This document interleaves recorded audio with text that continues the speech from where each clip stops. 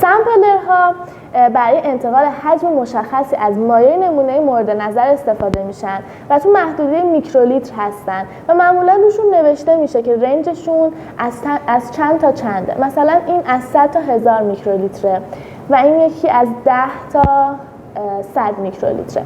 سامپلرها اشکال مختلفی دارن ولی به طور کلی 3 تا قسمت مهم دارن. یکی پیچ تنظیمشونه که میتونیم حجم مایعی که قراره وارد سامپلرمون بشه باهاش تنظیم بکنیم. با پیچوندنش این حجممون توی اون همون رنجی که مشخص شده تغییر میکنه. قسمت بعدی دکمه مکش و تخلیه‌مون هستش. برای مکش با فشار دادن همین دکمه مایع وارد سامپلرمون میشه و با فشار مجددش مایع تخلیه و با فشار نهایی کل قطراتمون خارج میشه. قسمت سوم سامپلرها دکمه اجکت هستش که بدون نیاز به دست زدن به سامپلر شما میتونید سری رو جدا بکنید و داخل زباله بندازید.